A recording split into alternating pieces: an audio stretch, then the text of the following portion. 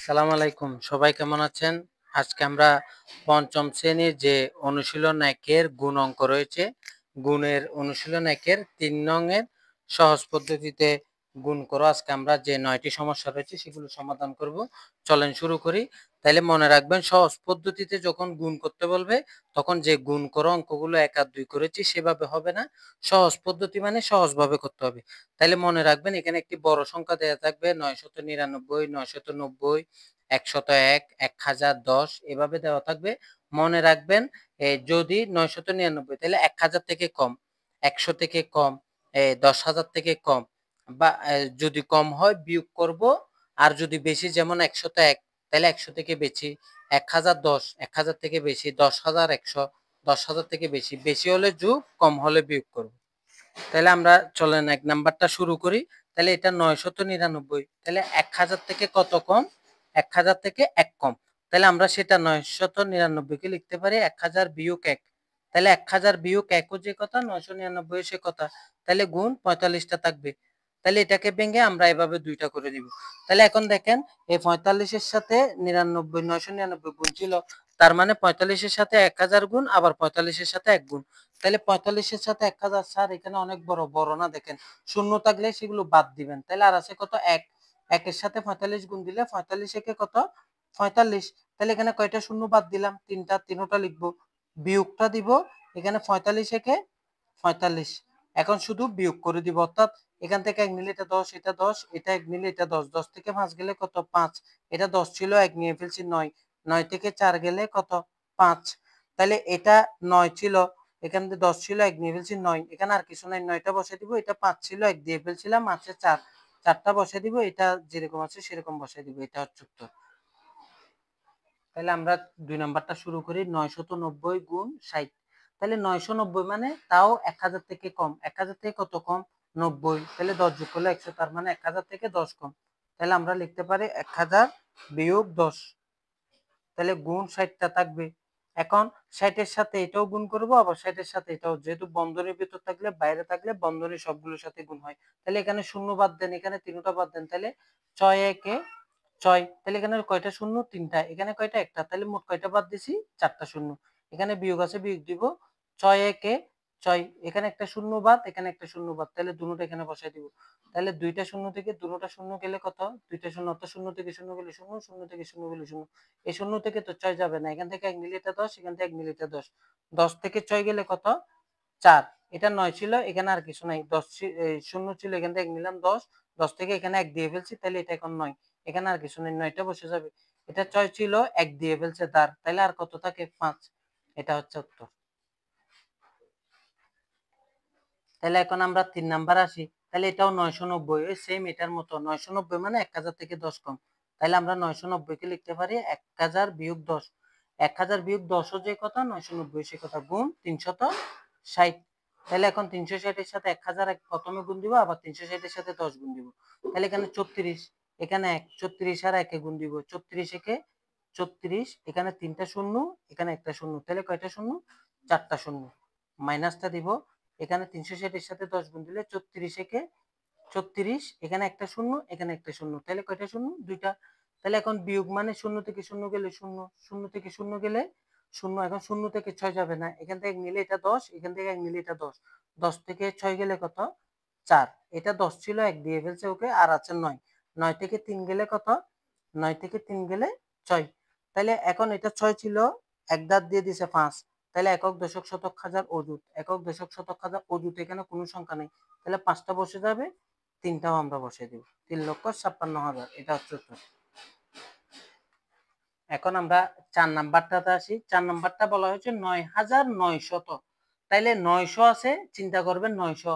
১০০০ হওয়ার জন্য আরো ১০০ লাগবে। তাইলে ১০০০ হলে এদিকে আছে ৯০০০, এদিকে যদি ১০০ যোগ করে ১০০০ হয়, তাহলে কত হবে? ১০,০০০।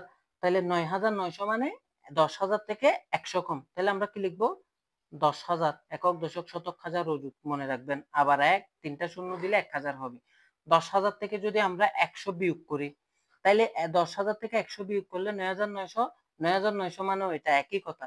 তাহলে গুণ ওই ৪০০টা বসাই দিব। তাহলে এখন দেখেন, শূন্যওয়ালা যত সংখ্যা থাকবে আপনার ভয় পাওয়ার কিছু নাই।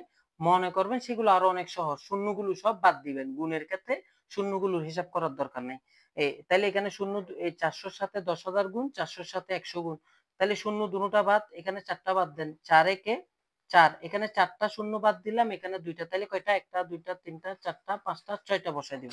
তাহলে মাইনাসটা দিব, এখানে 4 একে 4, এখানে 2টা শূন্য, এখানে 2টা শূন্য। কয়টা বাদ দিলাম? 4টা শূন্য বাদ দিলাম। তাহলে লিখলাম। এখন বিয়োগ করেন, এখানে 4টা শূন্য, এখান থেকে 4টা শূন্য হিসাব করেন। তাহলে 4টা শূন্য থেকে 4টা শূন্য গেলে 4টা শূন্য বসাই দিবেন। তাহলে এখানে 5 নাম্বার শূন্য থেকে 4 যাবে না। তাহলে এখান থেকে 1 নিলে এটা 10, এখান থেকে 1 নিলে এটা 10। 10 থেকে 4 গেলে কত? 6। 10 থেকে 4 গেলে 6। তাহলে এটা 10 ছিল, 1 দিয়ে ফেলছে 9। তাহলে এখানে তার কোনো সংখ্যা নাই, 9টা বসাই দিব। 4 ছিল সে, তাহলে 4 থেকে 1 চলে গেলে আর থাকে 3। এটা হচ্ছে 39,60,000। এটা হচ্ছে উত্তর। গুণফল আর কি, নির্ণেয় গুণফল। তাহলে এখন 5 নাম্বারে আসেন। 5 নাম্বারে দেখেন এতক্ষণ ছিল এগুলো 1 2 3 4 ছিল কম। এখন দেখেন 100 তো 1, তার মানে 100 থেকে 1 বেশি। এটা যদি 99 থাকতো 100 থেকে 1 কম থাকতো। এটা মনে রাখবেন, এটা শুধু খেয়াল রাখবেন। বেশি হলে যোগ করব আর কম হলে বিয়োগ করব। তাহলে 100 তো 1 মানে আমরা লিখতে পারি 100 যোগ 1। 100 যোগ 1 তার মানে 101 গুণ 23। এখন দেখেন 23 এর সাথে আমরা 100 গুণ করব, আবার 23 এর সাথে 1। তাহলে 23 কে 23 বসাবো, এখানে 2টা শূন্য ছিল সেগুলো বসাবো। এখন এটা কি চিহ্ন? যোগ। এতক্ষণ বিয়োগ ছিল সেজন্য বিয়োগ, এখন যোগ সেজন্য যোগ দিব। তারপর 23 কে 23, যেহেতু এখানে কোনো শূন্য নাই, তাহলে এখন যোগ। শূন্যর সাথে 3 যোগ করলে 3, শূন্যর সাথে 2 যোগ করলে 2, 3। এখানে শতকের ঘরে কোনো সংখ্যা নাই, বসে যাবে। হাজারের ঘরে কোনো সংখ্যা নাই, বসে যাবে। এটা হচ্ছে উত্তর। এরপর আমরা 6 নাম্বারটাতে আসি। 110 গুণ 290। তাহলে এটা 110, তার মানে 100 থেকে কত বেশি? অবশ্যই 10 বেশি। তাহলে 10 বেশি হলে 100 যোগ 10 আমরা লিখতে পারি। 110 কে ভেঙে লিখতে পারি 100 যোগ 10, আর এদিকে গুণ 290।